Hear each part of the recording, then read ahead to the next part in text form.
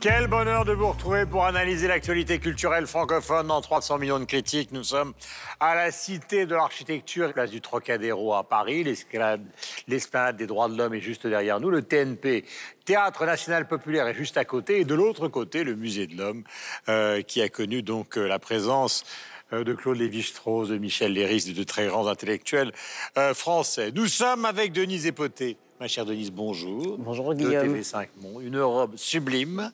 À ses côtés, Philippe Fémieux de Radio-Canada, que vous connaissez. Mon cher Philippe, bonjour. Bonjour Guillaume. Michel Serroutier, l'homme du jazz, de la radio-télévision suisse, mon cher Michel. Hello Guillaume. Bonjour. Alain Gerlache, de la RTBF. Fidèle au poste est là. Et Laura Tenouji, de France Télévisions, avec évidemment le rapport de tous nos sujets avec les médias. Nous sommes ravis de démarrer cette émission. Pour une fois, un soupçon d'égotisme pour commencer donc les instantanés de la semaine. J'ai choisi une photo du Louvre pour une raison extrêmement simple. Le Louvre, 10 millions de visiteurs l'année dernière. C'est le record absolu et c'est le record mondial. Voilà donc pour cet instantané. Ma chère Laura. Moi, c'est cette photo de El Ateneo qui a été nommée par le National Geographic plus belle librairie au monde. Elle se trouve à Buenos Aires. C'est un ancien théâtre construit en 1903. Il y a plus de 200 000 livres dans cette bibliothèque aujourd'hui. Waouh. Si vous connaissez Bruxelles, vous connaissez le Palais de Justice, une œuvre monumentale de Joseph Poulart qui est en train de s'effondrer en chantier depuis des dizaines d'années. Il y a des arbres qui poussent sur le toit, tout ça faute de crédit, des intérêts peut-être pour la justice. Et 50 artistes l'ont imaginé en 2083. On en voit une des représentations pour son 200e anniversaire et se mobiliser pour sa sauvegarde, si c'est possible. Michel. Une photo d'une œuvre de l'artiste franco-vietnamienne installée à Genève depuis belle lurette, Mai Tu Perret, au MAMCO, le musée d'art moderne et contemporain de Genève, qui lui consacre une rétrospective. Artiste qui explore différentes disciplines, céramique, performance, sculpture, film. C'est une très belle rétrospective. Philippe. Une photo d'une conversation que j'ai eue tout récemment avec Tikenja Fakoli. Tikenja Fakoli me confiait qu'il prépare un album qu'il va lancer au printemps. Et il est très interpellé par les questions environnementales ces temps-ci. Avec cet album-là, il va donc faire réfléchir les populations africaines à l'égard de la planète. Denise. Alors moi, c'est l'interprétation par l'Orchestre Philharmonique de Paris d'une des chansons qui, pour moi, est l'œuvre la plus importante du répertoire musical sénégalais, Tadjo Bonne, en présence de son compositeur, qui est Ismaël Lo. L'orchestration et les chœurs dans cette salle à l'acoustique exceptionnelle le sont également. Et même quand on ne comprend pas le Wolof, qui est une des langues parlées au Sénégal, on est simplement transporté. Voici le sommaire après ces instantanés. François-Xavier Fauvel, éminent professeur, vient de diriger la publication d'un ouvrage historique intitulé « L'Afrique ancienne de l'Acacus au Zimbabwe, nous en débattrons ». Son tube Dja a fait danser le monde entier cet été. Son album sorti en novembre dernier est un énorme succès. Aya Nakamura est un des sujets du jour. La pièce Kanata du metteur en scène Robert Lepage a déclenché l'été dernier une violente polémique au Québec. La pièce est actuellement jouée en France. Nous reviendrons sur les raisons de la polémique. Instantanés, invités et coups de cœur sont également au programme. 300 millions de critiques, c'est parti. Le premier sujet concerne l'Afrique ancienne. Il s'appelle François-Xavier Fauvel. Il a nouvellement été élu à la chaire d'histoire et d'archéologie des mondes africains au Collège de France. Nous avons réalisé, vous le savez, plusieurs émissions récemment et il vient de publier, ou plutôt de diriger la publication d'un ouvrage qui est intitulé « L'Afrique ancienne, de l'Acacus au Zimbabwe, 20 000 ans avant notre ère ». C'est une somme, une véritable somme intellectuelle et de savoir qui, contre certaines idées qui furent évoquées notamment par un ancien président français, selon laquelle l'Afrique ne serait pas rentrée dans l'histoire, eh bien cet ouvrage prouve le contraire. Il est utile. Et d'abord, que contient-il ma chère Denise, nous allons commencer par vous. Alors moi, je dirais que c'est un livre vérité, mais qui, contrairement à ce que prétendent les auteurs, ce n'est pas un livre grand public, hein, c'est un livre qui est fait pour les spécialistes. On est d'accord. Il y a 30 ans avant, un célèbre historien africain, un burkinabé en l'occurrence, Joseph Kizerbo, avait écrit « L'histoire de l'Afrique noire d'hier et de demain, que je trouve tout aussi complet et qui a permis justement de battre en brèche cette phrase de l'ancien président de la République française, Nicolas Sarkozy, qui avait dit que l'Afrique n'est pas entrée dans l'histoire, et qui battait également en brèche cette assertion qui veut que l'Afrique est le continent de l'oralité. Ce n'est pas vrai, puisqu'on voit bien qu'il y a eu des écritures, qu'il y a eu des transhumances et des mouvements migratoires qui sont passés de l'Afrique de l'Ouest à l'Afrique centrale, notamment avec les Peuls, qui partent des plaines du Fouta Djallon jusqu'au nord du Cameroun, mais également les Bantous, qui seraient descendus du Nil et qu'on retrouve jusqu'en Afrique du Sud. Mais il y a surtout cette ville historique et mythique, Tombouctou, dont on a entendu parler avec la destruction des manuscrits au moment de l'intervention militaire française au nord du Mali, mais qui déjà, dès le XIIe siècle, était un centre universitaire. On dit d'ailleurs de Tombouctou que c'est la ville aux 333 saints.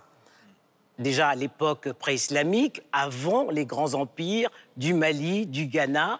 Et aujourd'hui, Tombouctou, les manuscrits de Tombouctou sont préservés d'ailleurs par l'UNESCO.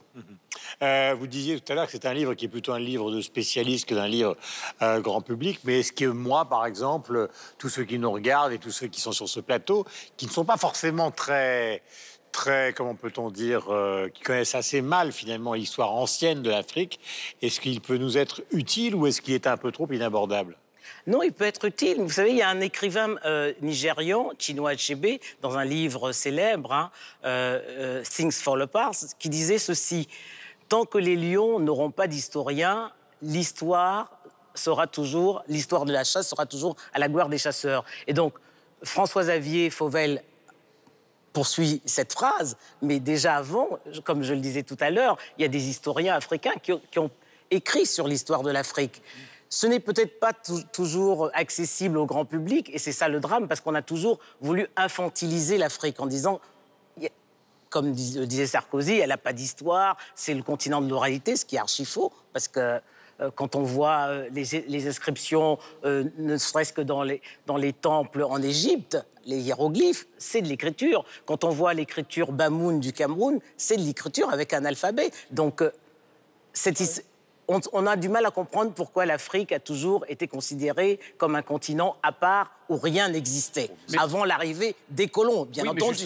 Justement, l'absence d'histoire... Le colon, le voici, le colon, le belge. Oui, nous avons colonisé aussi, mais l'absence d'histoire, l'absence de regard sur l'histoire, sur ce qui précède la colonisation, c'est une façon de la légitimer, de dire, voilà, grâce à la colonisation, il y a eu une entrée dans la civilisation, dans l'histoire, dans l'œuvre créatrice. C'est évidemment tout à fait faux. Ce n'est pas un hasard s'il n'y a pas d'histoire. Et donc ce livre, évidemment assez scientifique, un peu ardu à certains moments quand même, quand on veut s'y plonger, c'est une forme de réhabilitation de l'Afrique. C'est pour ça que je parle d'un livre vérité. Et aussi de la vérité, j'allais employer le mot également, et aussi de la vérité. Alors il est un peu inaccessible sans doute pour le grand public. Comme tous les livres qui proviennent probablement de thèses universitaires, de travaux sophistiqués. Mais je pense que c'est un devoir pour tous ceux qui sont des médiateurs, des enseignants, des journalistes, des influenceurs, ils ont leur rôle à jouer maintenant aussi,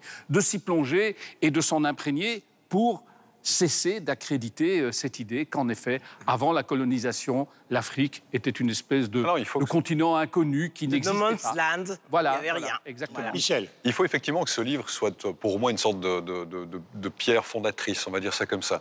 Effectivement, alors je vous avoue très franchement, j'ai pas les connaissances, j'ai pas non plus lu tout le livre, c'est pas possible, on n'a pas le temps de le faire, c'est un gros bouquin. Pour l'avoir feuilleté, pour en avoir lu certaines parties, non, effectivement, ce n'est absolument pas, je ne trouve pas que ce soit un livre grand public. Ce qui me soucie et qui m'inquiète d'ailleurs un petit peu, c'est que quand on écoute François-Xavier Fauvel qui présente son livre, lui a tendance à le dire, il souhaite que ce livre soit un livre justement qui soit accessible à tout le monde. Je suis désolé, mais je ne suis pas certain que ce soit malheureusement le cas. Mais ce n'est pas très grave, parce que le but recherché effectivement de ce livre, c'est celui-là, c'est redonner, ou mettre plutôt au jour à nouveau, enfin voilà, le fait que l'Afrique a une histoire, et si cette histoire n'était pas présente ou n'est pas connue ici en Occident, c'est pas parce qu'elle n'existait pas, c'est parce qu'effectivement, elle a poursuivi, enfin cette désinformation a poursuivi le dessein qui était nécessaire à la colonisation. On a déshumanisé l'Afrique, on lui a enlevé son histoire afin de pouvoir en faire le territoire qu'on a souhaité faire et pratiquer la colonisation, l'esclavage, le pillage des ressources qui a mené tout ça depuis le début de la colonisation, certes. Maintenant, l'étape suivante pour moi, pour les Occidentaux que nous sommes, parce que, comme le disait très bien Denise, il y a pas mal d'écrits de philosophes, d'historiens, d'écrivains africains, noirs africains sur l'Afrique. Je ne sais pas, relisons Cheikh Anta Diop, par exemple, aussi. Qui n'a cessé de démontrer l'apport de l'Afrique à la culture mondiale. Absolument. Ou Léopold Senghor aussi. Au niveau de l'écriture, oui, la place des Noirs en Égypte, par exemple, mais relisons Cheikh Anta Diop, par exemple. Mais ce que je veux dire, c'est que pour l'Occident, ce qu'il faut qu'un livre comme a fait François-Xavier Fauvel, avec tous les auteurs qui y participent, soit une sorte de pierre de départ qui permette ensuite une sorte d'appropriation désormais en Europe, une conscience que cette histoire africaine existe, elle a toujours existé, et qu'elle soit désormais appropriée ou réappropriée et qu'elle passe plus loin. C'est-à-dire que comme pour nous, la culture occidentale aujourd'hui, elle continue de vivre, non pas simplement dans les manuels d'histoire, mais parce qu'elle a été reprise par les artistes.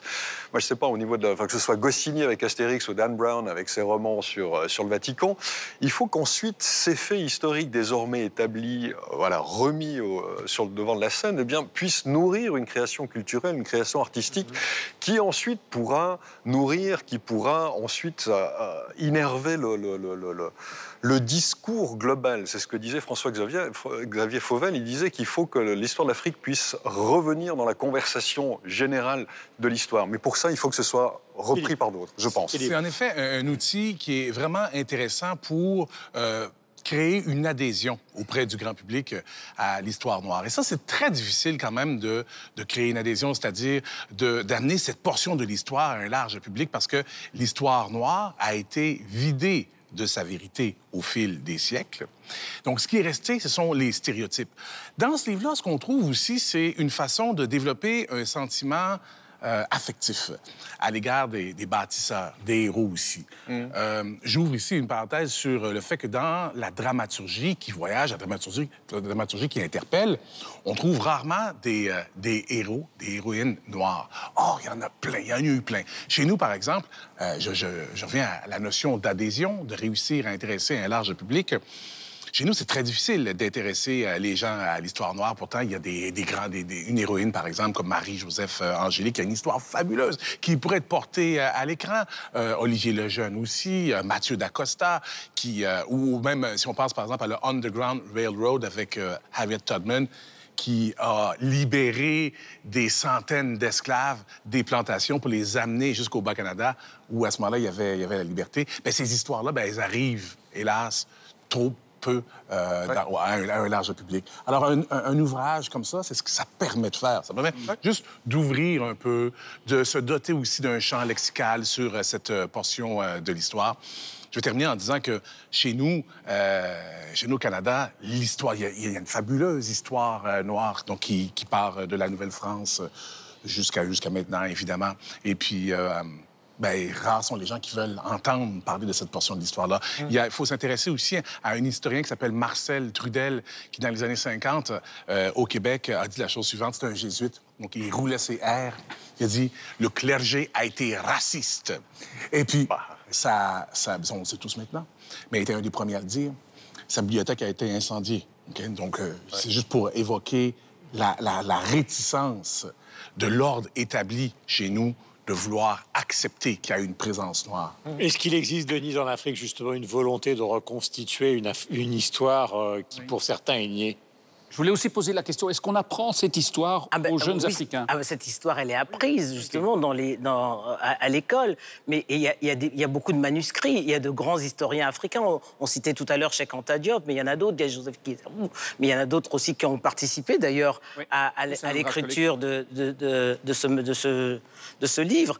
Elle est enseignée, mais je mettrais ça aussi en parallèle avec, aujourd'hui, cette actualité, le retour des œuvres en Afrique.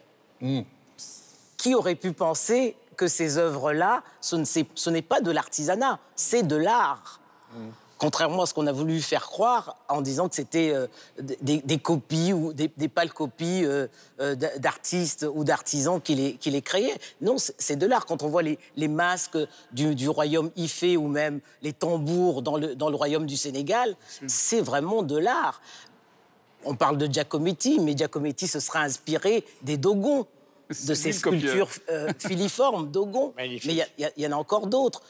On parle des peintures rupresses. Moi, je n'ai rien contre la grotte de Lascaux ou de Chauvet, mais des peintures rupresses, il y en a aussi en Algérie qui datent du 6e et du 5e siècle. Pourquoi on n'en parle pas? Parce qu'il y a justement cette volonté de dénier à l'Afrique sa culture. On est d'accord. Voilà, tout le monde est d'accord. Vous n'avez pas dit un mot, ma chère Laura. C'est de ma faute parce que je n'ai pas donné la parole. Non, mais vous Parce que avez j'ai bien vu fait sur quelque votre part. tweet qu'il y avait écrit demain. Je me suis dit, finalement, je lui donne la parole demain.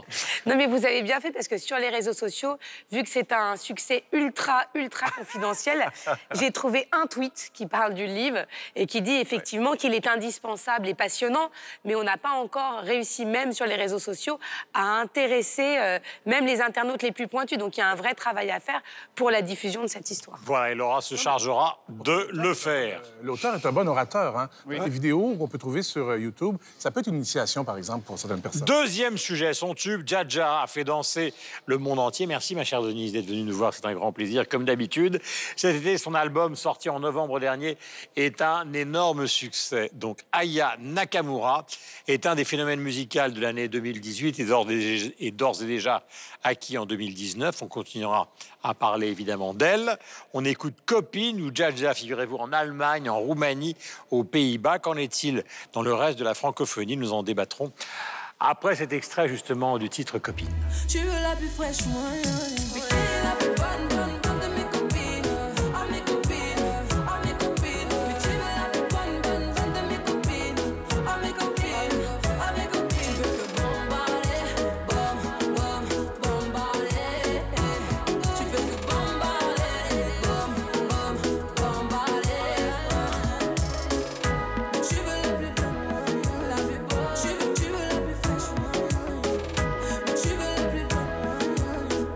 Tu veux la plus fraîche, mais tu veux la plus bonne. Tu veux la plus fraîche, mais tu veux la plus bonne.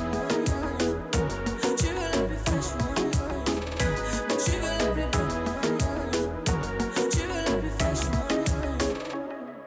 Estelle Martin de TV5 Monde nous a rejoint, on dirait une bûcheronne. C'est ça. Je vous fais un peu de concurrence. Voilà. Merci, je me sens bien. C'est l'influence de Philippe. C'est ça. Aya Nakamura, racontez. La Rihanna française. Voilà, ouais, cette jeune femme qui est d'origine malienne, qui vient d'Aulnay-sous-Bois, qui est en banlieue Ariana parisienne. Grande, voulez-vous dire?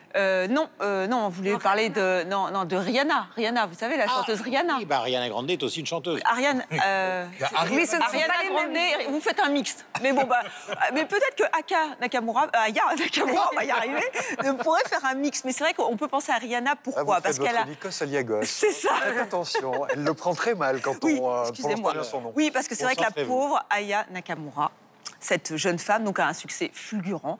On rappelle quand même plus de 287 millions de vues pour Dja, qui a fait danser toute l'Europe, hein, vous l'avez dit, les Pays-Bas, mais tout le monde. Et tout le monde a dansé sur cet art. C'est vrai qu'elle a un art de marier des musiques assez différentes. Là, c'est un petit peu un rythme latino, elle peut mettre des rythmes africains, parce qu'elle est d'origine malienne, cette jeune femme.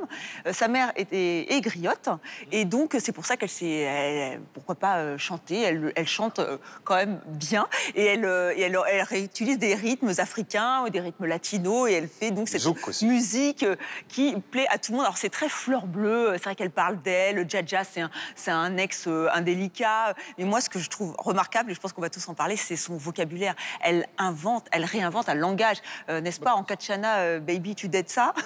Vous avez tout compris, hein? Ben moi, je ne comprends pas toujours tout parce que je suis trop âgée. Donc, parfois, il me faut un petit lexique. Mais elle est incroyable parce que Aya, elle sait réinventer une langue. Philippe, est-ce qu'au Québec, vous en avez entendu parler? Pas encore. Pas encore, bien qu'elle a des branchements, quelques centaines de milliers de branchements. Donc, il y a des jeunes qui écoutent sa musique chez nous. Elle n'est pas venue encore. Ce qu'elle fait de bien, vous en parlez tantôt, Estelle, c'est ce champ lexical qu'elle a bâti. Quand on regarde les rappeurs qui sont capables d'établir un dialogue fort avec leur public, c'est parce que, justement, ils bâtissent une espèce de monde, un champ lexical. Chez nous, par exemple, on a un groupe qui s'appelle À la Claire Ensemble, ces temps-ci, qui est venu à quelques reprises ici. Je pense que d'autres personnes en ont parlé sur le plateau. C'est ce qu'ils ont fait, eux autres. Ils ont bâti un monde, un univers, et puis ça fortifie le lien avec les fans. Les rappeurs américains font ça aussi. Il y en a un que vous allez voir bientôt ici, là. Il s'appelle Fouki. Lui aussi, il a tout son champ lexical, Zay, tout ça. Peut-être que je vous en parlerai un peu plus tard. Mais tout ça pour dire que ça, c'est la clé de voûte. C'est une des clés de voûte, en tout cas, pour performer dans ce style musical-là. C'est aussi la faiblesse, parce que le fait d'établir comme ça un langage qui est nouveau peut parfois créer un clivage. Parce que si on ne comprend pas ce langage-là, on ne peut pas apprécier la musique. C'est la raison pour laquelle je ne vais pas parier, moi, sur la montée et le succès de cette chanteuse chez nous au Québec. Parce qu'en plus, elle devrait passer... je pense pas qu'on planifie de l'envoyer. Mais on peut évoluer. Pardon? On peut évoluer. C'est peut-être ça maintenant et... Ouais, autre chose après. il y a un esthétisme aussi qui n'est pas très raffiné. L'esthétisme musical, c'est pas un truc qui est raffiné, c'est très artificiel. Mais elle parle aussi avec un langage un peu SMS qui peut parler à tous les jeunes de la planète. Vous savez, le vocodeur et tout ça, là, c'est... Michel. L'autotune. Oui, elle est vocodée parfois ou autotunée, absolument dans sa voix, c'est juste. Mais en même temps, voilà, c'est les musiques urbaines d'aujourd'hui, elle est dans cet esthétisme musical-là, et puis ça fonctionne, c'est quelque chose de très globalisé, je trouve, comme musique qu'elle a réussi à mettre en place. Et alors moi, je vous avoue très franchement, alors j'ai ni l'âge, ni le profil, tout ce que tu veux, ça me parle pas, mais en même temps, c'est plutôt une bonne chose, je pense que ça ne me parle pas, voilà, pour elle. Par contre, ce qui me bluffe, il faut quand même comprendre que, voilà, elle a le succès qui est le sien. Son premier album date de 2017. On est en 2019. Mais en 2014, elle avait fait un premier titre qu'elle avait mis en lien sur Facebook, qui avait fait 1 million de vues. En 2015, le suivant est passé sur YouTube. C'était 14 millions de vues. Le suivant, en 2015, qu'elle faisait en duo avec Fababy, ça a été 42 millions de vues. Elle n'avait pas sorti d'album encore à ce moment-là. On a vraiment, pour moi, je l'avais déjà dit pour...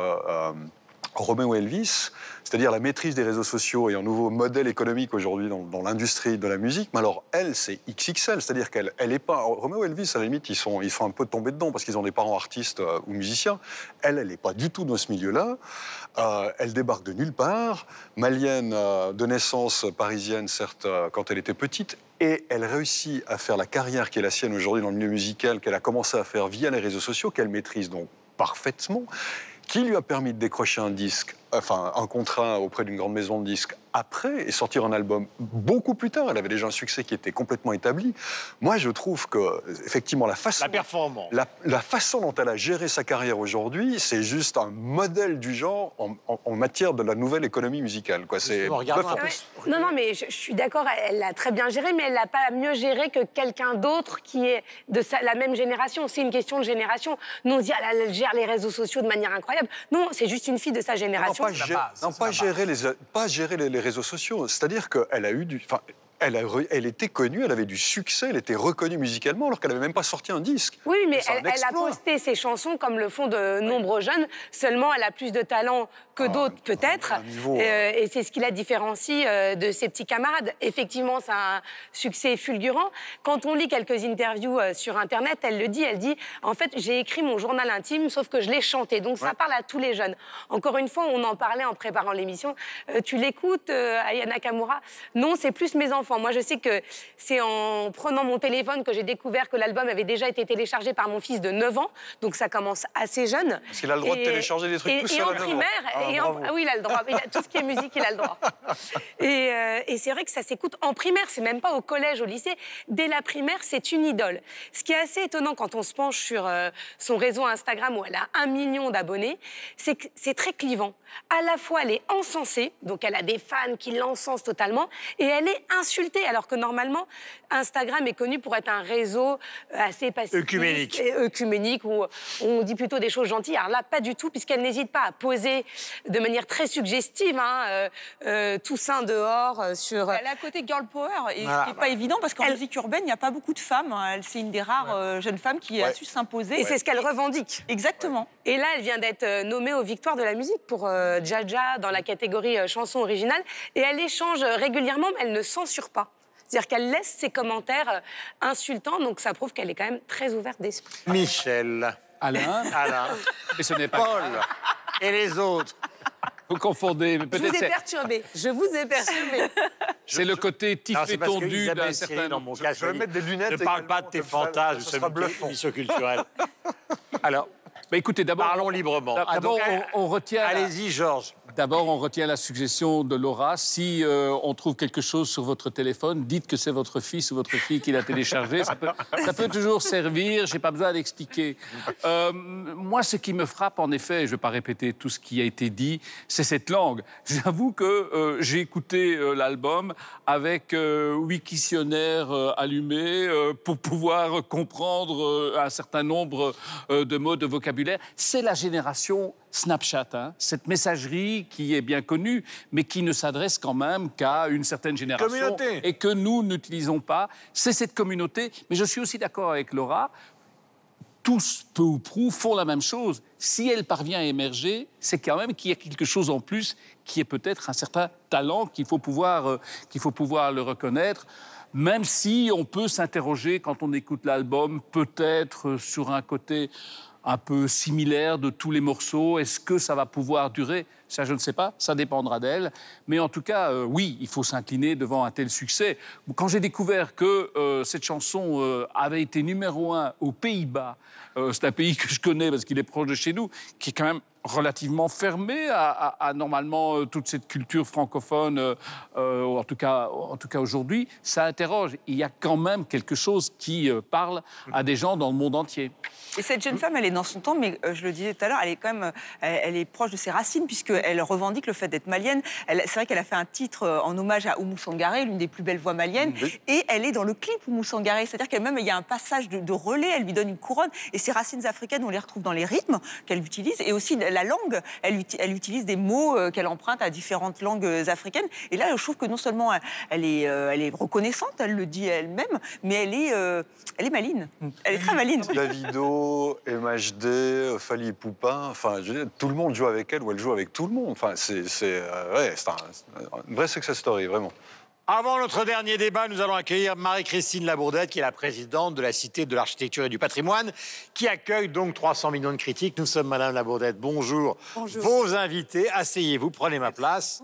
Est-ce qu'on peut avoir quelques indications d'abord, avant de parler des collections, sur le lieu lui-même, parce que ces deux bâtiments, celui qui abrite le musée de l'Homme et celui-ci, sont très connus des Français, mais on ne connaît pas très bien l'origine de tout ça. Absolument. Alors, vous êtes sur un bâtiment qui a eu une double histoire, qui était un bâtiment créé pour la grande exposition universelle de 1878, qui était la partie arrière du palais, avec au milieu un monument qui ressemblait un peu à une espèce de grande meringue qui faisait face au vide à l'époque, puisqu'il n'y avait pas la Tour Eiffel. On construit la Tour Eiffel. Et, En 89. En 89. Et à ce moment-là, cet endroit devient évidemment un endroit très touristique. Et au moment où Paris accueille une autre exposition universelle, dans les années 30, il est décidé de démolir le bâtiment central pour créer une vue sur la Tour Eiffel, qui est devenue déjà l'emblème de Paris, et de doubler ce bâtiment avec une partie 1930 dans laquelle on est installé et qui permet à la fois de doubler les espaces du musée et de démontrer aussi une unité architecturale extérieure avec ces deux grandes ailes qui embrassent un peu la Seine et qui embrassent la Tour Eiffel aussi. Voilà, elle célèbre dans l'histoire de la culture parce que vous avez comme voisin le TNP, Jean Villard. Et de l'autre côté, c'est le musée de l'Homme, Claude Lévi-Strauss, Michel Léris. Et le musée de la Marine. Et le musée de la Marine. Voilà. Alors, première question, nous sommes ici dans un lieu particulier pour l'enregistrement de 300 millions de critiques. On va s'intéresser à la nature des collections. Qu'est-ce qu'il y a à ce niveau du musée et où sont les collections contemporaines ? Alors, les collections contemporaines sont au-dessus de nos têtes dans une galerie d'architecture moderne et contemporaine. Et là, nous sommes dans la partie historique qui traduit un propos très original, voire révolutionnaire, que met en place Viollet-le-Duc dans les années 1850, qui est d'amener à Paris les moulages, mais grandeur nature, donc à l'échelle 1, des grands monuments français, pour à la fois donner l'appétence aux Français de la valeur de leur architecture, leur donner la possibilité de mieux comprendre cette architecture et aussi de leur dire ça la mérite d'être préservée, d'y consacrer de l'argent et donc de lancer la grande politique des monuments D'accord, mais historiques. ils étaient où avant d'arriver ici? Ils ont été faits exprès pour ce lieu. Ah, exprès pour Ce lieu. Et choisi comment? Parce que là, j'ai vu qu'il y avait Chartres, mais je suppose... Alors ça, c'est donc l'équipe de l'inspection des monuments historiques autour de Viollet-le-Duc, dans la lignée de Prosper Mérimée, qui se lance dans l'analyse des éléments les plus représentatifs de la grande architecture française, en disant, si on démarre vers le 5e, 6e siècle et qu'on remonte jusqu'au 19e siècle, quels sont les éléments fondamentaux qui permettent de comprendre et qui sont les marqueurs de l'architecture française. Et donc, dans ces marqueurs, vous avez Moissac, Vézelay, la Bourgogne romane, les grandes architectures gothiques. Et donc, ce parcours fait que, ici, au Palais de Chaillot, en face de la Tour Eiffel, en moins de, on va dire, 45 minutes, vous pouvez faire un tour de France avec une empreinte carbone égale à 0, qui vous permet de connaître les grandes références de l'architecture française. Madame Labrèche, je suppose qu'en dehors des journalistes que nous sommes et des visiteurs classiques, il doit y avoir beaucoup d'étudiants en architecture qui viennent travailler ici, non? Énormément d'étudiants en architecture qui viennent à la fois faire des dessins, s'inspirer des modèles, des idées, et comprendre aussi les audaces techniques qu'on peut représenter. Les arches, par exemple. Absolument, la poussée d'ogive, la transformation du passage de l'art roman à l'art gothique. On dit toujours le moment où on arrive à créer la croisée d'ogive, eh bien, c'est quand même une invention absolument géniale. Et donc, on a aussi des maquettes qui permettent à des publics jeunes de comprendre comment on fait pour, si on a par exemple, on a la clé de voûte, tout s'effondre, et que donc comment il faut arriver à construire des architectures et comment arriver à les mettre en place. Donc, on est un musée à la fois très grand public, et un musée aussi qui peut être destiné et peut passionner les professionnels et tous ceux qui s'intéressent à l'architecture. Et les expositions, alors comment organisez-vous les expositions, et notamment celle qui a lieu en ce moment? Alors, on a plusieurs... En dehors des collections, évidemment, qui sont... Bien sûr. On a plusieurs expositions, toujours, qui permettent de traduire cette volonté d'être le grand musée national de l'architecture, qui est notre vocation. Donc, un grand musée national, c'est à la fois un musée qui raconte des histoires. Donc là, par exemple, au bout de la galerie, il y a une exposition sur le Krach des Chevaliers, ce très beau château en Syrie qui a été construit par les croisés, qui a été repris par les Mamelouks, qui fait partie du fantasme, je dirais, de presque tous les petits garçons sur ce que c'est qu'un vrai château fort, parce que là, c'est un château fort absolument impressionnant. Et on a en même temps une exposition plus sociologique et plus savante sur l'art du chantier, par exemple. Comment a-t-on construit et démoli dans nos sociétés entre le XVIe et le XXIe siècle? Quelles sont les questions de technique? Comment fonctionne le chantier? Quels sont les aspects de société? Donc on a tout ça, et on a aussi des éléments très contemporains, avec des petites expositions qui mettent en dialogue et en échange des architectes contemporains sur des questions d'aujourd'hui, puisque un musée, aujourd'hui, est un lieu vivant qui à la fois permet de comprendre le passé, mais aussi de pouvoir mieux interroger l'avenir en posant les questions d'aujourd'hui. Et puis vous avez un vrai périmètre culturel, parce que vous avez donc les deux bâtiments dont on vient de parler, vous avez plus bas le musée d'art moderne, le palais de Tokyo. Absolument. Enfin, tout ça crée un environnement qui est quand même très favorable justement à la culture, aux visites. Et puis donc cette esplanade magnifique qui permet à beaucoup de gens de venir. Question 5, 4, 3, ma chère Estelle. Vous-même, vous êtes passionné d'architecture, vous avez choisi de relever cette mission pour ça. Oui, je suis passionnée d'architecture. J'ai eu la chance d'être aussi, avant d'être à ce poste, pendant 10 ans directrice des musées de France. ce qui m'a permis de découvrir à la fois l'immense richesse et les qualités de notre architecture, à la fois ancienne et contemporaine. Et j'ai eu la chance aussi de pouvoir travailler sur le projet du Louvre à Abu Dhabi, qui fait que, donc, effectivement, la passion de l'architecture, de la transmission aussi, est très importante. Et je pense que on se rend compte quand on est dans l'architecture et dans cette manière de parler de cet art. C'est un art qui est global, puisqu'on peut peut-être se passer, et encore, on ne vous le conseille à personne, de livres, de peintures, etc. Mais se passer d'architecture et de bâtiments, c'est impossible puisqu'on vit dedans. Et je pense que cet art complètement intrinsèque et lié à la personnalité humaine est une des grandes richesses. Et donc de montrer la manière dont, à travers les siècles, l'imagination et l'intelligence des hommes ont pu créer la beauté avec l'usage est quelque chose d'extraordinaire. Madame Labourdette, merci d'être venue donc sur l'antenne de 300 millions de critiques pour parler de cet endroit magnifique, donc cité du patrimoine et d'abord de l'architecture.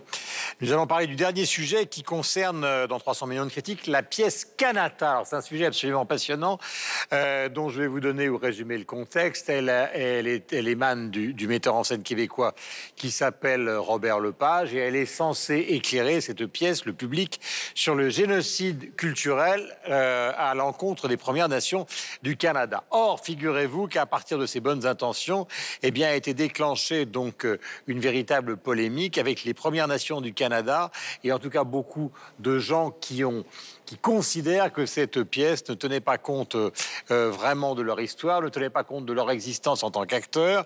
La pièce donc n'a jamais été jouée dans sa version originale. Elle est actuellement en France à la cartoucherie de Vincennes avec toute la troupe d'Ariane Mouchkine. Nous reviendrons dans le détail sur les raisons de cette polémique plus largement. Il s'agit de ce qu'on appelle l'appropriation culturelle, juste après ces quelques images de cette pièce de Lepage qui s'appelle Kanata. La voici.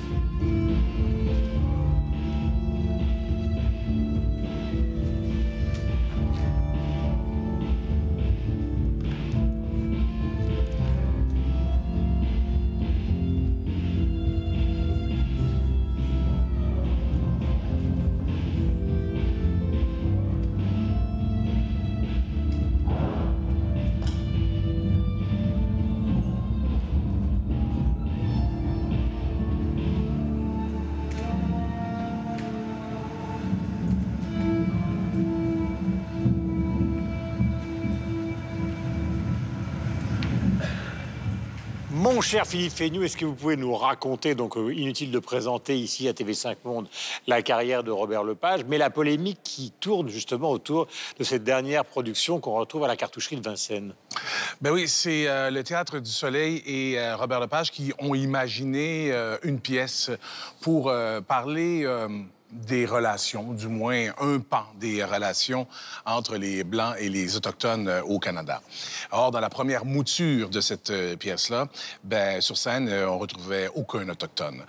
Donc, il y a eu une controverse instantanée avec beaucoup de vigueur aussi. Il faut comprendre qu'il y a un contexte, qu'il y a toute une conjoncture qui a fait en sorte que plusieurs personnes ont crié puis ont dit non, ça ne peut pas se passer comme ça. Donc, on a décidé à ce moment-là, les médias ont décidé de parler d'une crise d'appropriation culturelle. Ce qu'il faut comprendre, c'est que depuis quelques années, au Canada, il y a eu des femmes autochtones disparues, plus de 1000 femmes autochtones. On a parlé de cette réalité-là au cours des dernières années. Donc, ces femmes ont été disparues depuis, les 3 dernières décennies, nos pays. Or, on n'a jamais voulu en parler ou même faire des enquêtes. Maintenant, on a libéré la parole depuis 2-3 ans maintenant. Il y a eu aussi une commission d'enquête. On a parlé depuis 2015 maintenant d'un génocide culturel. Donc, les institutions au Canada ont provoqué un génocide culturel pour les Autochtones. Puis je termine en disant que la population autochtone au Canada est de 5 %. Or, dans les institutions culturelles, on ne peut pas compter sur mes doigts. Mais le souhait, c'était que les acteurs autochtones puissent jouer à l'intérieur de la pièce de Lepage. Ultimement, c'est ce que les Autochtones ont dit. On dit, vous ne pouvez pas parler de nous sans nous. Voilà. Est-ce que c'est un point de vue que vous comprenez ou est-ce que vous sortez de cette logique en vous disant, au fond, l'histoire de l'art, c'est l'histoire de la liberté, et si on commence à lui donner un contenu sociologique, voire réel à chaque fois, on n'en sortira jamais. Michel? C'est une question extrêmement délicate. J'avoue que j'y pense depuis un certain temps pour préparer cette émission. Je ne suis pas du tout certain d'avoir la réponse. C'est vrai que je suis intimement convaincu que lorsqu'on parle de création artistique, eh bien, il faut accorder la liberté de cette création artistique. On n'est pas dans la représentation du réel. J'y crois pas véritablement. Je suis aussi quelque peu interloqué quant au terme d'après. Je me questionne, je le comprends en même temps, parce que je comprends les difficultés qui ont été de pair avec les minorités qui ont été oppressées, mais en même temps, l'appropriation culturelle, quand on parle de théorie, de ce que ça signifie exactement, c'est effectivement quand un groupe... Ce qui est intéressant dans cette polémique, qui va au-delà de la polémique, c'est que c'est pas simplement le débat qu'on a en France. Pourquoi n'y a-t-il pas, par exemple, suffisamment de rôles pour les acteurs noirs, ou alors qu'on leur fait toujours jouer des rôles particuliers, soit de flics, soit de délinquants. Là, le problème, c'est qu'au fond, on déniait à un metteur en scène blanc le fait de s'intéresser à ce sujet-là. C'est quand même ce qui va quand même beaucoup plus loin. Mais je pense qu'il y a deux sensibilités. La sensibilité européenne n'est pas la même que celle de l'Amérique du Nord. Je ne sais pas si j'aurai le temps de tout développer, mais j'ai quand même essayé. Mais pour en revenir quand même au départ, afin qu'on comprenne bien, l'appropriation culturelle, ce que ça veut dire, ou sa définition, c'est quand même le fait qu'un groupe plutôt dominant s'approprie l'expression culturelle et en fasse commerce de quelque chose qui a été créé par un groupe dominé. On ne va pas déchirer le modèle d'Avignon, parce qu'il y a des masques africains. Et aussi, et la deuxième chose, c'est-à-dire que ça c'est la première, et la deuxième chose, bien, il faut aussi qu'il y ait ce qu'on appelle une sorte de micro-agression ou d'agression avérée, c'est-à-dire qu'il y a une dévaluation, il y a du racisme par le groupe dominant à l'endroit du groupe dominé. Alors ça, jusque-là, moi je suis entièrement d'accord. Maintenant, là, quand on prend l'exemple de Robert Lepage, pour avoir vu le spectacle, moi je vois pas ni d'agression, je vois pas de... Enfin, je vois pas... Oui, mais ça c'est la deuxième version, là. Alors, c'est la version. La première, on n'avait pas vu la première. Mais personne n'a vu la première. Il faut rappeler qu'il y a eu une discussion, justement, que même Ariane Mouchkine, qui dirige le Théâtre du Soleil, et qui a accepté pour la première fois de confier sa troupe à un metteur en scène étranger, donc le Canadien Robert Lepage. Il y a eu une telle polémique qu'ils sont allés au Canada. Ça, il faut le rappeler. Et qu'il y a eu une discussion pendant 5 heures avec des représentants autochtones ou natifs, et que ça s'est très mal passé, d'ailleurs. Mais après, on se dit, enfin, on y reviendra, mais il y a quand même une discussion. Donc, c'est la deuxième version. Je vais vous donner mon point de vue, puis voilà. Je pense qu'effectivement, aujourd'hui, il y a une discussion qui mélange des gens par rapport à l'appropriation culturelle, c'est-à-dire qu'il y a eu des souffrances alors absolument avérées, il y a eu dénigrement, il y a eu oppression, voilà, ça, c'est une évidence. Mais qu'aujourd'hui, il y a ces populations qui ont été blessées, que ce soit en Amérique du Nord ou ailleurs d'ailleurs, eh bien, je ne suis pas certain qu'elles utilisent le meilleur vecteur pour essayer de se réapproprier quelque chose dont ils ont été dépossédés, et notamment de brider la création artistique en demandant une représentation à l'intérieur de la création artistique. Quand on parle d'une population ou d'un sous-groupe de population, en demandant d'inclure cette population dans la création, me paraît quelque peu étonnant, parce que si on va contre-productif, parce que si on va jusqu'au bout du raisonnement... C'est un exemple aberrant. Hein. Mais ça veut dire... Par exemple, le Guépard de Visconti, c'est joué par Burt Lancaster. Mais ça veut dire... un aristocrate sicilien, et par Alain Delon... C'était une autre époque. C'était une autre époque. Non, mais d'accord. Oui, mais époque et autre époque. Je termine simplement là-dessus, après je ne vais pas monopoliser la parole. Dès que vous faites une pièce sur le Christ, il faut aller chercher un acteur juif. Mais c'est ça. Non, c'est pas ça que ça veut dire. Ou Anne Frank ne pourrait être jouée que par une... On ressort sur les réseaux sociaux. Mais il y a une mise en abîme. Moi, j'ai un vrai problème avec ça. Ça veut dire que... Pas tous en même temps, Philippe. C'est qu'il y a eu aussi, donc, l'histoire, on sait que l'histoire des Autochtones... Les exemples que je donne sont volontairement provocants. Ah oui, mais ils sont justes. On en arrive à ça. Ça m'allume, parfait. On en arrive à ça. Alors, l'histoire des Autochtones au pays, au Canada, a mal été écrite. Alors, c'est assez compréhensible quand même que ces personnes-là qui ont été donc marginalisées soient blessées. Oui. Et veulent dire maintenant, alors qu'on entre dans une nouvelle ère pour écrire l'histoire, c'est-à-dire l'ère numérique, alors que certains Autochtones disent, les leaders disent, non. À partir de maintenant, quand on va écrire l'histoire, quand on va exister dans l'espace médiatique, on va être là. On va pouvoir superviser, on va pouvoir échanger, on va être en dialogue. Moi, je trouve ça assez compréhensible. Mais pas dans la création artistique. Il y a une vraie colère. Alors, mais moi, je peux retomber sur ce que vous dites, parce qu'il y a une mise en abîme, et je pense que ça, c'est revenu dans la seconde version. Le personnage principal, donc Miranda, est une peintre européenne, française pour le coup, et c'est elle qui décide de représenter les natifs, enfin des natifs, des autochtones qui ont été tués. Et on lui reproche. C'est-à-dire que la mise en abîme, Robert Lepage l'a fait, et à un moment, cette jeune femme, Miranda, dit alors, il faut que je sois noire pour parler des Noirs, il faut que je sois juive pour parler des Juifs. Et c'est la question, vous avez raison quand vous dites ça. Du cercle, en fait. Du cercle. Mais Mais le problème dans cette polémique, c'est qu'il y a deux questions. Il y a ça, effectivement, et après, il y a l'autre problème où on sent cette vraie souffrance des autochtones qui disent vous ne nous avez jamais parlé de nous, vous avez mal parlé de nous, et maintenant vous décidez de parler de nous, vous nous montrez un côté assez sombre, puisque c'est vraiment comment les autochtones ont été parqués dans des réserves, comment on leur a arraché leurs enfants, pourquoi ils sont devenus dépendants à l'alcool, pourquoi certaines sont devenues prostituées. Donc quand même une histoire assez dure, assez sombre, assez violente, et on sent qu'il y a une vraie souffrance maintenant aujourd'hui des autochtones de dire attendez, non seulement vous racontez notre histoire, vous n'êtes pas autochtone, et en plus c'est une histoire douloureuse.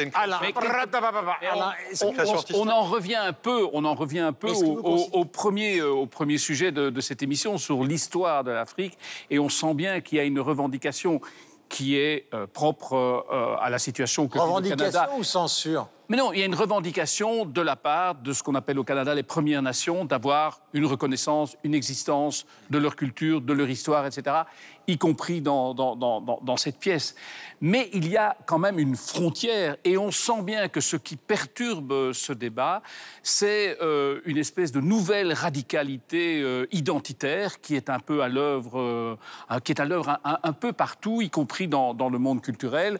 Je lisais encore hier soir, en préparant cette émission, et un peu par hasard, un article dans un journal britannique qui donnait la parole à une militante gay qui estime que les rôles de gays dans les films doivent être joués par des gays. Et donc, par exemple, le film Milk, avec l'histoire de Harvey Milk et Sean Penn, dont on sait qu'il n'est pas, a priori, en tout cas, gay, eh bien, ça ne va pas. Le rôle devrait être joué par un gay. Ça, c'est la version c'est évidemment inadmissible. La frontière, elle est là. Qu'il y ait une revendication de visibilité, d'existence, de reconnaissance, de réhabilitation, on a employé le mot tout à l'heure, de la part de certaines communautés, c'est évident, mais cette espèce de nouvelle règle absolue, sectaire, ultra-radicale, qui dit un rôle juif, gay, handicapé, arabe, doit être joué par une personne de cette, entre guillemets, communauté, ça, c'est sans doute trop loin. Mais chez les communautés autochtones au Canada, c'est pas ce que les gens... Mais non, bien sûr, mais c'est parce qu'on voit bien que c'est à l'œuvre. Est-ce qu'au départ, le fait que cette pièce n'ait pas été jouée dans sa première version, ça a été perçu en réponse aux protestations, justement, des gens? Est-ce que ça a été, qu'il y a des débats très très nombreux, est-ce que ça a été perçu comme de la censure ou pas? Certains ont dit que c'était une censure, ouais, certains ont dit ça. D'autres ont dit, on veut juste dialoguer. Donc, vous vous intéressez à notre histoire, on veut en parler avec vous. Et c'est ce que ça a fait, finalement. Puis ce que ça a fait aussi, ultimement, c'est que ça a développé une empathie de chez les décideurs en milieu culturel qui, eux, n'ont jamais eu le vent dans le nez. Hein? Donc, ils ont toujours eu le vent dans le dos. Et c'est peut-être la raison pour laquelle aussi ils ont manqué de sensibilité à l'égard de cette portion de la population marginalisée. Lorsqu'on regarde les réseaux sociaux, effectivement, la polémique, elle enfle à partir de cet été. Il y a même des financiers qui se sont retirés du projet par rapport à la première version qui s'appelait que Kanata, puisque maintenant la deuxième version s'appelle Kanata, la controverse. Et il y a deux flots de tweets. Il y a les premiers, effectivement, où on débat de cette polémique sans avoir vu la pièce. Donc il y a les autochtones, mais il y a les associations et ceux qui défendent les autochtones. Et puis, il y a un deuxième flot de tweets, parce que maintenant, la pièce est jouée à la cartoucherie, comme vous l'avez dit. Puis il y a ceux qui sortent de la pièce, qui parlent absolument pas de la polémique et qui disent moi j'ai passé un bon moment sans même évoquer la polémique. Donc c'est intéressant de voir que sur les réseaux sociaux, il y a deux vagues différentes, distinctes, qui existent, et la polémique continue d'être alimentée d'un côté, et après il y a les critiques de la pièce, mais qu'à aucun moment vraiment les deux se rejoignent. C'est-à-dire que ceux qui vont regarder le spectacle sont... Alors après, on est en France, on n'est pas au Canada, donc c'est peut-être pas le même public, mais eux ne sont pas choqués du tout.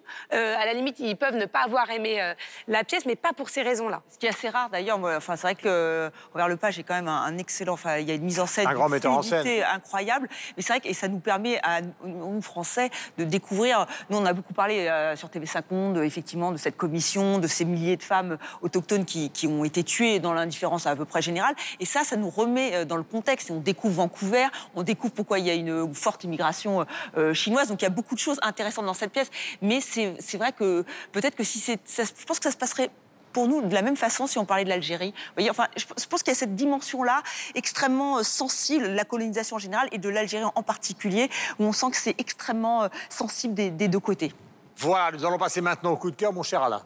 L'opéra des opéras, c'est le titre d'un album qui vient de sortir pour fêter les 30 ans du concert spirituel. Hervé Niquet a rassemblé toute une série d'œuvres. Il a fait un nouvel opéra à partir d'œuvres du XVIIe et du XVIIIe siècle, Lully, Rameau, Campra, Marais et plein d'autres. Hein. Bon, il n'y a pas que notre ami Aya. Ils étaient aussi très connus à leur époque. Ça a été enregistré à l'Opéra de Versailles. Sur la pochette, on trouve une image de la série des années 60, vous vous en souvenez, Ma sorcière bien-aimée. Alors pourquoi? Eh bien justement parce que les intrigues de l'époque retrouvent un petit peu l'ambiance de cette période de la télé aussi. Et pour les amateurs de musique baroque, vous savez que j'en suis un, c'est un pur ravissement. Laura.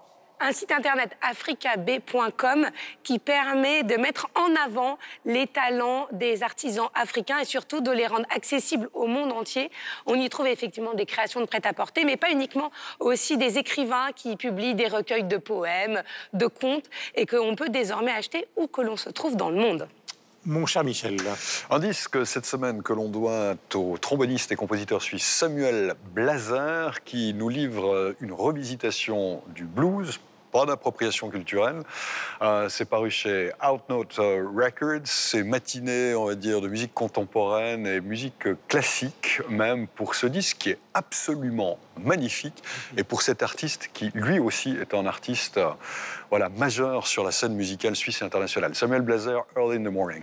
Voilà, il faut se souvenir d'ailleurs à propos de ça que quand, par exemple, Martin Scorsese ou Wim Wenders se sont intéressés à l'histoire du blues, vous savez qu'ils ont fait une grande série dont Scorsese était le patron général. Et ben encore une fois, la polémique est partie. Comment se fait-il que ce soit des Blancs, voire un Allemand qui s'intéresse à l'histoire de la musique noire? Philippe. Fouki, un rappeur de Montréal qui fait de l'appropriation culturelle, mais puisque quand on parle d'appropriation culturelle, tout est dans la manière, et lui le fait bien. C'est-à-dire qu'il va chercher le meilleur, par exemple, du créole haïtien. Donc, il va chercher des mots du créole haïtien pour l'incorporer dans le champ lexical qui est désormais le sien. Ouais, Fouki a une chanson qui est très, très populaire sur les médias sociaux. Une chanson qui est maintenant légale. Elle s'appelle Gaillé, cette pièce-là. Gaillé fait référence à l'État dans lequel on est après avoir fumé de la marijuana. Parce que vous savez, au Canada, maintenant, c'est légal. Estelle. Moi, je vais vous parler d'un autre moustachu, Astérix, qui fête ses 60 ans donc, en 2019. Un nouvel album va nous être présenté, évidemment. Et moi, je vais vous proposer une version audio des 2 premières BD d'Astérix. Et ça fonctionne vraiment très bien. Vous fermez les yeux et d'un coup, vous laissez emporter. Les comédiens sont excellents, notamment Dominique Pinon qui joue le narrateur. Les bruitages sont faits vraiment manuellement. Enfin, c'est très, très réussi. Donc voilà, laissez-vous emporter par cette Astérix version audio. Goscinny. Voilà, et je vais parler pour terminer, sous le contrôle de Laura, des sites consacrés à l'art, car ils sont extrêmement nombreux. Tout à l'heure, j'évoquais dans les photos du début le musée du Louvre et ses 10 millions de visiteurs. Sur un site qui s'appelle Art Tips, il y a beaucoup de petites histoires qui sont liées justement à l'histoire de l'art. Et la dernière qui est sortie donc est assez passionnante. Elle raconte comment on a évacué le radeau de la Méduse du Louvre quand les Allemands sont arrivés à Paris, puisqu'ils avaient très peur évidemment que la collection du Louvre soit détruite, sauf que le radeau fait 4 mètres sur 7 et que donc il n'avait pas de camion assez grand pour l'évacuer avant que les Allemands n'arrivent. Donc ils ont trouvé un camion qui transportait les décors à la Comédie Française et ils sont partis avec le radeau de la Méduse pour le planquer au château de Chambord, sauf qu'en chemin, le camion était tellement haut qu'ils ont tapé des fils télégraphiques, donc ils ont été obligés de se cacher dans le château de Versailles, aux environs de Versailles, avant finalement donc d'évacuer ce tableau archi célèbre qui est dans la grande galerie du Louvre, donc pour échapper à toute forme de réquisition, voire même de vol. Vous connaissez par exemple le film de George Clooney ou avec George Clooney qui s'appelle Monument Men. Voilà donc pour ces coups de cœur, voilà pour 300 millions de critiques. Nous sommes à la Cité de l'Architecture et du Patrimoine. Nous sommes ravis de travailler pour vous et on se retrouve la semaine prochaine.